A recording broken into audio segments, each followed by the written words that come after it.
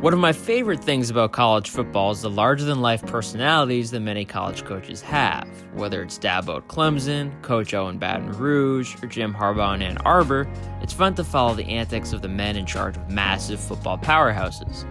While the players change, you can always count on the coaches to provide star value and entertainment.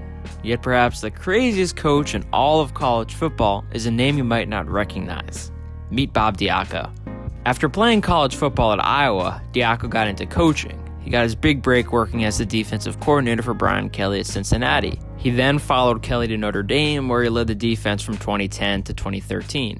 In 2012, the Fighting Irish owned one of the best defenses in the nation, and DIaco received the Broyles Award given to the top assistant coach in the country. This catapulted him to the head coaching position at the University of Connecticut. After going just 2-10 in his first season with the Huskies, DIaco led UConn to a bowl game for the first time since 2010 in his second season. At this point, DIaco was considered a very hot name on the coaching market, and it made sense. An energetic young guy that looked like he was turning around a struggling program. And then 2016 happened, the year that DIaco was exposed. It's safe to say that 2016 was an unmitigated disaster for the UConn football program. With high expectations heading into the season, hope was around in stores. Unfortunately, the Huskies went 3-9 with just one conference win and DIaco was fired.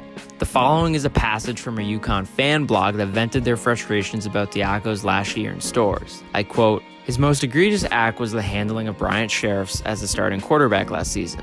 After the disaster there was the 41-3 loss to East Carolina, DIaco benched Sheriffs in favor of true freshman Donovan Williams. The coach threw his former starter under the bus, saying he did a good job and he tried hard and it didn't work out for him or the offense. I'm accountable to that." Except it wasn't that simple. That's not why Sheriff struggled. Besides, of course, the team's horrendous offensive strategy.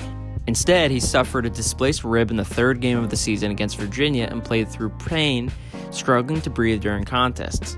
Sheriffs never made an excuse or blamed his performance on the injury, despite it being a major contributor to subpar play. DIaco should have taken his quarterback out after the injury in week 3, or at least acknowledged that an injury contributed to the benching. Sheriffs is one of the toughest athletes to wear a UConn jersey and only wanted to do what was best for the team. Ultimately, it's up to a coach to protect his player or at least stand up for him amidst scrutiny, and DIaco failed. Replacing Sheriffs was true freshman Donovan Williams. Not only did DIaco burn a developmental prospect's redshirt with 3 games to go in a lost season, but the signal caller was dealing with a meniscus injury in his left knee at the time. It's also not as if they were out of options at quarterback. It would be one thing if Sheriffs couldn't go and they were forced to play Williams. They had senior Garrett Anderson, who was perfectly healthy, but he never saw the field. By playing both players, DIaco put his career and aspirations ahead of the health and well-being of those two young men. To top off the masterpiece known as the Bob DIaco era at UConn, this past offseason, before getting fired, he refused to meet with promising offensive coordinator candidate Jerry Kill for the vacant position. He also wanted a complete ban on media coverage, according to the Hartford Courant. End quote. But the most exciting part about DIaco is not his lack of on-field success, but his off-field antics. Specifically, DIaco is the king of entertaining quotes. Here are a few.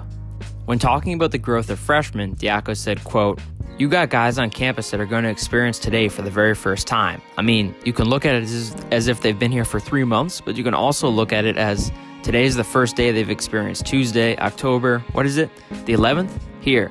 Next year will be only the second time they've experienced the middle of October Tuesday." End quote.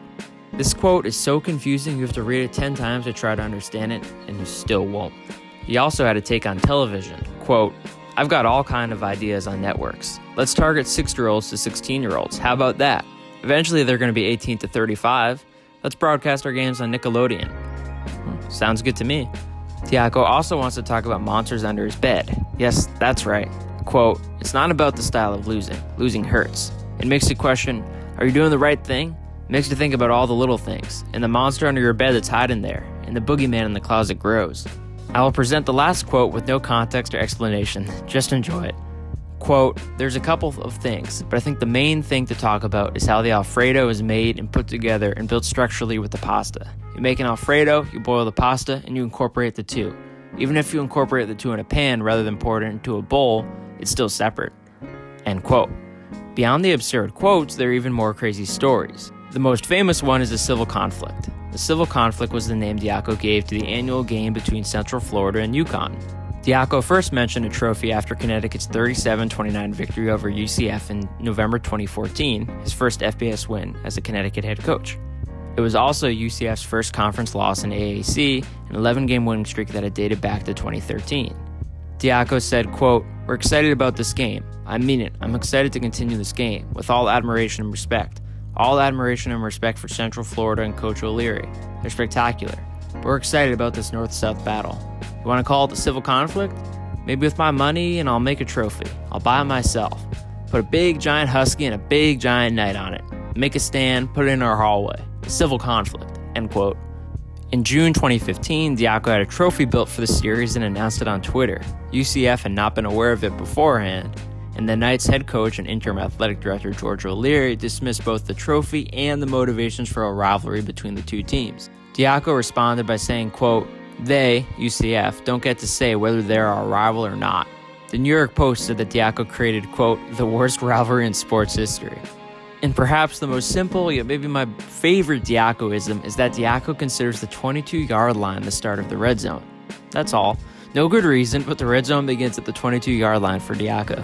After his failed stint with the Huskies, DIaco became the defensive coordinator for Nebraska. Despite being the highest-paid assistant coach in program history, DIaco was a resounding failure. The Huskers' defense struggled as the team went 4-8, and DIaco was fired for the second consecutive season. After serving as the outside linebackers coach for Oklahoma in 2018, DIaco signed on as a new defensive coordinator for Louisiana Tech. For the sake of fun, let's hope DIaco continues to hang around college football and maybe get back to a big school. That'll do it for this video. Comment below, who's your favorite coach in college football? If you enjoyed the video, please give it a like. If you're new to the channel and enjoyed the video, feel free to subscribe. Thank you.